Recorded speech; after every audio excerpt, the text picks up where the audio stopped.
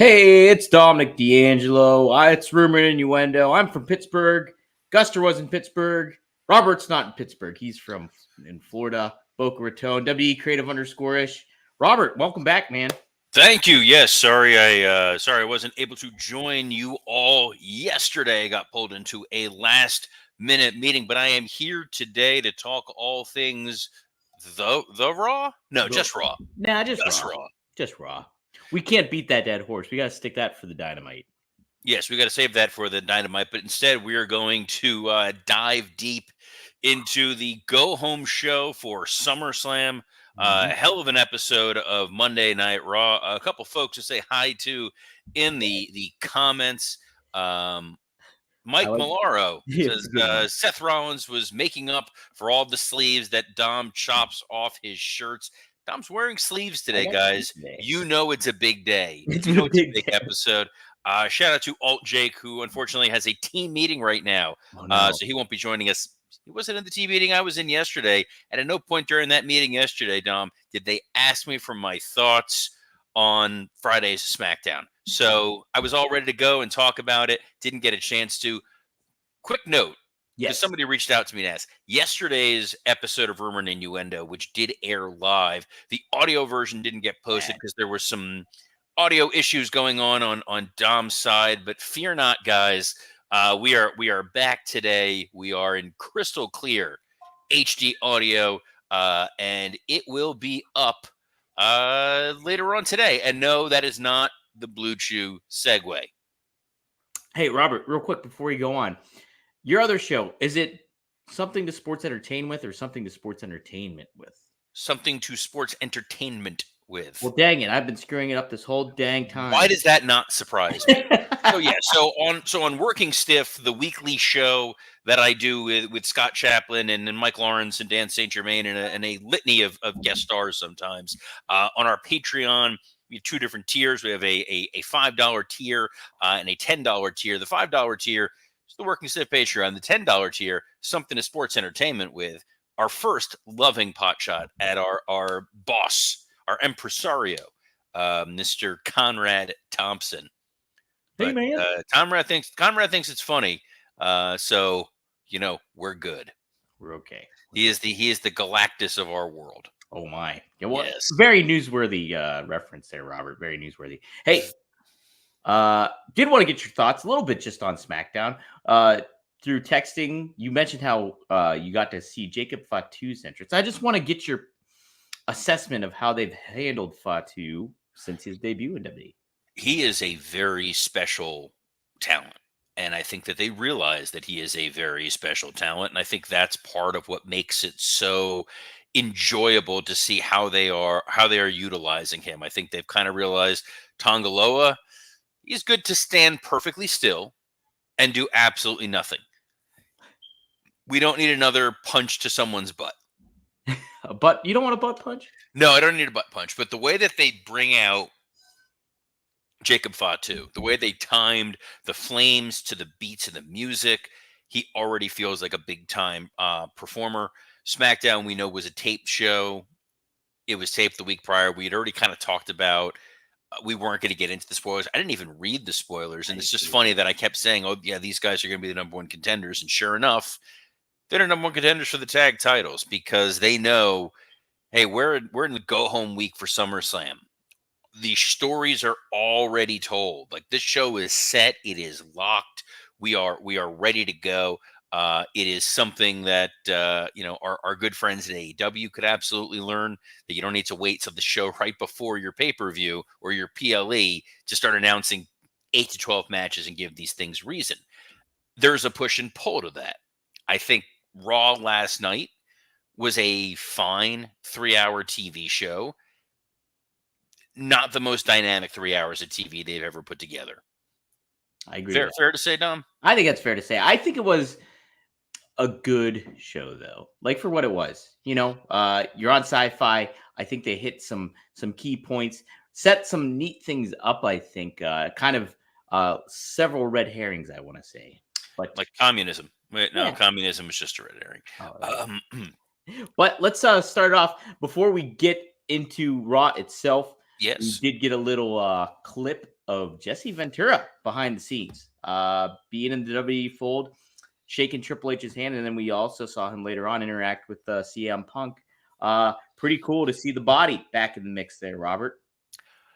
It's a brave new world in WWE. You know, Jesse has always played a little hokey pokey with his relationships with the WWE, WWF. It's fun to go look back on what led to Ventura separating. He was always one of those proponents of a wrestling union. And in part, yes, because you're worrying about your wallet, your pocketbook. You want to make sure that you're earning as much money as possible. But part of the reason why he wanted a wrestling union all the way back then was for safety concerns, for issues around the fact that the wrestlers obviously did not have health care, and there was not a unified standard of safety and security, show to show, building to building, company to company. Regulation rings, making sure you have an EMT on site, making sure that there's the doctors that are really checking out the wrestlers, as opposed to the athletic commissions that are just there to collect a paycheck. And a lot of what he pushed for kind of came to fruition, very similar to CM Punk. The CM Punk pipe bomb laid out a roadmap for where we are now in 2024. Jesse's split with the WWF was due in large part due to likeness rights. He owned his intellectual property. This is before gimmick attorney Michael Dawkins was out there filing those important IP paperwork for a lot of those wrestlers to own their own name and identity. So Jesse owned his own name. He was working on his own video game. Vince didn't like that. That's the end of you, Jesse the Body Ventura. Jesse came back obviously on the Highway to Hell SummerSlam 99, Right. where he was a special guest referee, but he was also, the governor. And that was massive. That was mind-blowing, super bizarre that Jesse Ventura was the governor of the state of Minnesota. And he was back in the fray for a little bit, then out. He's had some controversial takes, obviously, on Vince McMahon, Hulk Hogan, Vince McMahon's good personal friend, Donald Trump. Vince ain't there. Ventura's there. It was cool to see him with Jesse. The one that I'm really more excited to see, and eventually this will hopefully come out, is him and Karrion Kross. Yes. Oh my I don't know if you kids have heard, Karrion Kross does an insane Jesse Ventura impression. Mike Lawrence does a really good Jesse the Body Ventura impression, but it is nothing. Like, you could close your eyes and you'd swear that you were in the presence of former governor and full-time conspiracy theorist Jesse Ventura. Cool that he was there. They didn't use him on TV, which I was a little surprised about, but I think just the visual of having him present, that's all you really needed. There's a comment here from Adam Goodwin who says, maybe Ventura in WWE 2K25. Yeah, I'm all for it. Heck yeah. He's been in, I believe he's been in the video games in the past. I feel like I may be misremembering, but I could have sworn he was in one of the games before. But Jesse's in-ring career, not as interesting as his commentary career, not as interesting as his political career. He's a really unique figure, and could have provided a little bit of life, a little bit of boost to Monday Night Raw. But Dom, lead the way, sir. Where are we? Get to it. We got a lot to cover, and it kicks off with Seth Rollins. Jerry Seinfeld didn't want to be a pirate, but Seth Rollins does. He came out with a puffy referee shirt, and before Drew McIntyre and CM Punk came out for their confrontation, Seth laid out some rules very haphazardly, very weird, I think. But we had this segment, went over 20 minutes with entrances. Didn't feel as long because I skipped the entrances. But yeah. That's cheating. What? That's cheating, Mr. D'Angelo. I sat through that. This segment,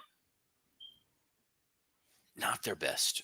Not the best way to open Raw. So I'm putting the creative hat on, metaphorically, because I've got headset on and I don't want to mess up my hair, or what's left of my hair. Shut up, Dom. I saw you laughing a little too hard at that. The fact of the matter is, you knew that you're on Sci-Fi, not USA Network. So Mm-hmm. you got to open with something that if somebody happens to be scrolling on X or they're on Facebook or their friend texts them and goes, oh man, they're opening with Rollins and Drew and Punk. Hey, I'm going to go find where Raw is. Because I don't know about you, like my DVR didn't automatically set to tape Raw. Mine did, surprisingly. I was surprised. Sling's really good, guys. Sling apparently got it done. Mhm.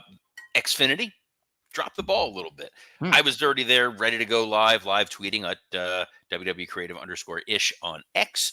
But you open with Rollins and Drew and Punk. And I talked about this somewhere else earlier, but from a narrative standpoint, it's objective and obstacle. That is what propels any good narrative, any good story that's out there. We already knew everything going into this promo. Yeah. We knew Drew McIntyre's objective was to beat CM Punk. We knew CM Punk's objective was to beat Drew McIntyre. We knew Seth Rollins' objective here was to be the referee because he hates both of these guys and be a part of the show. 22 minutes later, nothing changed. We knew that Drew couldn't touch Punk. We knew Punk couldn't touch Drew. We knew that Seth was going to make that noise. And he decided what he was going to do is, oh, I'm going to count however I want to count and disqualify if I want to disqualify. None of that made you want to tune into SummerSlam more. Didn't make you want to tune out, but Seth being in there threw off the cadence. I think he threw off the rhythm of what they were trying to do. Punk and Drew were kind of rehashing a lot of things. And it wasn't until the last 3 minutes when Punk hit on his narrative, this idea of, Drew, you're a screw up and you screwed up your chance of being world champion. You're a screw up. You screwed up your chance of being a locker room leader. You screwed your chances of being able to get revenge against me. And then, Drew being like, well, I do have one thing. And he holds up the bracelet. You're like, okay, that's all we need. Let the rest of the story play out on social media. Yeah. I kind of understand them trying to kick the show off with that because it's all three big major stars in your biggest storyline possible, but it just didn't mesh up well. I think Seth was very, if anybody kind of dropped a little bit, lowered the intrigue for the match, it was him in this because it felt like he was just on a power trip and he's very tall, but he almost had like a Napoleon complex when it came to this stuff. And it felt like he was the insecure guy out of those two, out of the three of those. Well, he is insecure because he's the guy who, when you look at SummerSlam, doesn't have a place on the show. Yeah. He's literally there because if not, he would not be on arguably the second biggest show of the year. And he views himself as a top tier main event talent. I think WWE is aware they need to keep Seth happy because Becky Lynch right now, not under contract. And if Seth's not thrilled with what's going on here, it is not totally out of the realm of possibility that Becky starts looking at what's going on in AEW and maybe she decides she's going to go jump over there. And if she's over the moon happy there, maybe she pulls Seth there. I'm not saying that's going to happen. I'd be genuinely shocked if that wound up occurring. But on the other hand, would it be the worst thing for Seth to not be in the WWE? He just feels like a guy occupying a space. And he is definitely not Punk and Drew. Mm-hmm. He's not Gunther. He's not Sammy and Jey Uso. He's almost like a burden more than anything else in a lot of ways with this current iteration. Yeah. And, obviously he's like a level above wrestling talent when it comes to in the ring work. And, he's got, the shtick with the entrance music and stuff like that. But otherwise, this is all not Seth Rollins. Who is Seth Rollins? We don't know. It's kind of, we're not getting an organic. We're getting who Drew McIntyre is. We're getting who CM Punk is. We're getting who Jey Uso is. Seth Rollins, it's still the whole thing is not clicking. This is like a heel look. This is like him just playing off his entrance. That's all it really is. And I don't know. The entrance is more over than Seth is. And what is rough is he's incredible in the ring. Yeah. He is everything you want from a performer in the ring. His character right now is not clicking. And the funny thing is, I've been saying this for weeks about Damian Priest, that Priest's character had not been clicking. And I feel like now, as we're getting closer to SummerSlam, that dude is figuring it out. Yeah, very much so. I agree. Let's go next. Yeah, to the Judgment Day stuff. Tom, that was me trying to softly transition you to the next thing, and you just... I just completely... Let me show you how the magic is done. I blew the cover. This is how the beat's made, guys. Yeah, there was a Judgment Day. Their clubhouse got trashed, obviously, by Liv. Kind of the dynamic here, you can see it shifting a little bit when it comes to certain stuff.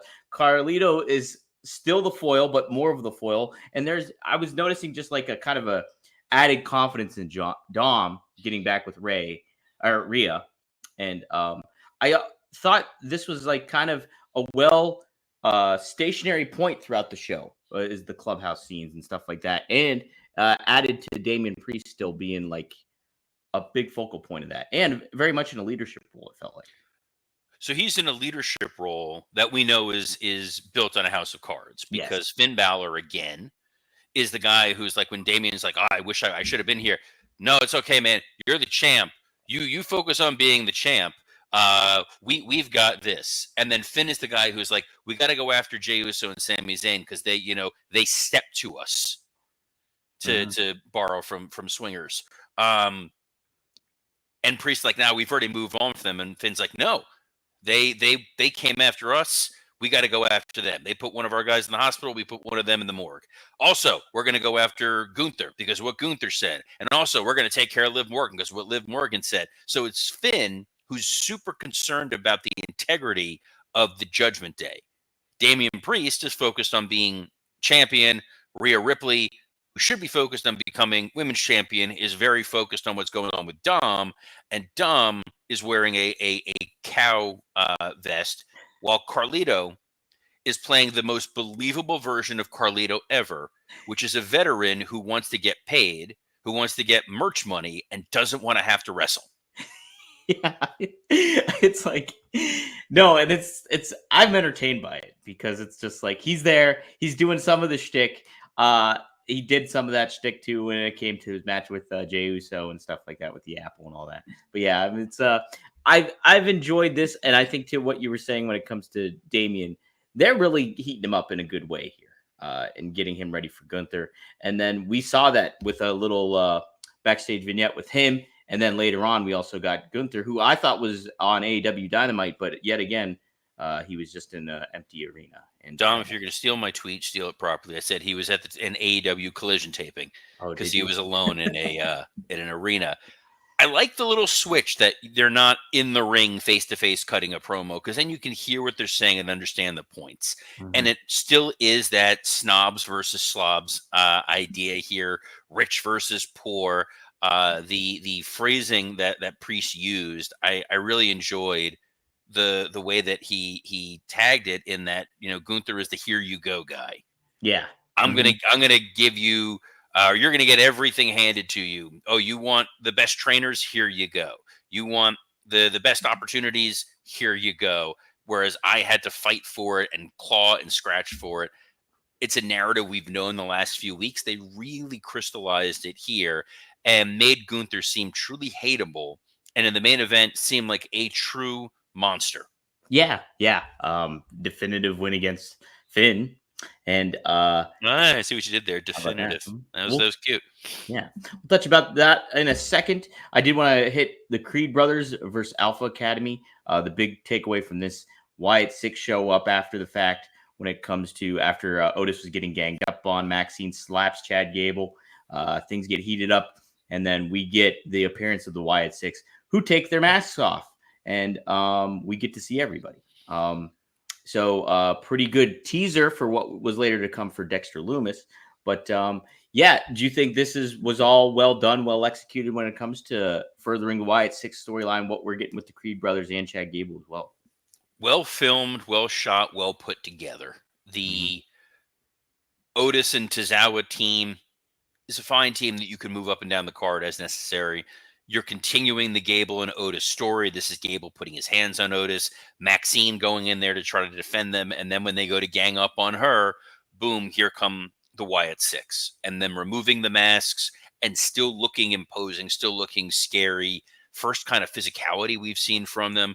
Dexter Lumis was almost unrecognizable. Yeah, I mean, right. he's got like a Rob Zombie vibe to him, which I certainly appreciated the differences that they used with him. And to WWE Productions' credit, it is not easy to do the live shot they did of Gable backing up to Bo Dallas and keeping Bo in the shadows. Yeah. And framing it perfectly. This could have very quickly been a Shockmaster moment. Yeah. No, it was very well done. They're keeping this Wyatt Six act cooking really well and giving you enough to stay engaged with it too. And we saw that later with the little videotape that we saw with Dexter Lumis. The rubber's going to hit the road next week, man. They're going to have a match. Mm-hmm. If you're going to have a match, the best match to have is those guys against the Creeds and Chad Gable. Creeds and Gable are going to make them look great, but I think everyone's going to be a little like nervous. You're going to be watching with your hands over your eyes and just looking through like a slit to hope that it really delivers, because up until this point, it has been great. And you just don't want it to fizzle once the bell rings. And guys, if you want to make sure that the buildup matches the execution, can we talk to you about our next sponsor? Because our next sponsor needs no introduction. You've seen the ads. You've heard us talk about it a million times. And I bet there's a big part of you, pun intended, that wants to try it out.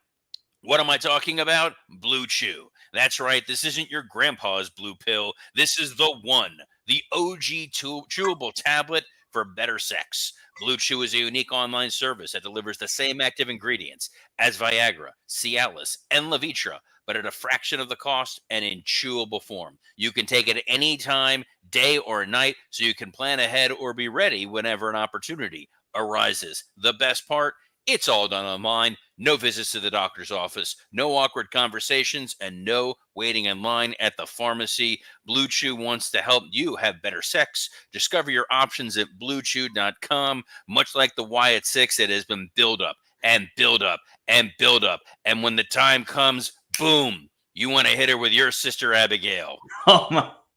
It makes sense. Blue Chew wants the entire country rock hard. They told me, the little whispers in my ear. That's the mission. They will not stop until every man is bricked up like a brick house, till every tent is pitched, till every rod is raised, till every summer is slammed. Discover your options at BlueChew.com, and we've got a special deal for our listeners. Try Blue Chew free when you use our promo code RUMOR at checkout. Just pay $5 shipping. That's BlueChew.com, promo code RUMOR, to receive your first month free. Visit BlueChew.com for more details and important safety information. And we thank Blue Chew for sponsoring this episode of Rumor and Innuendo.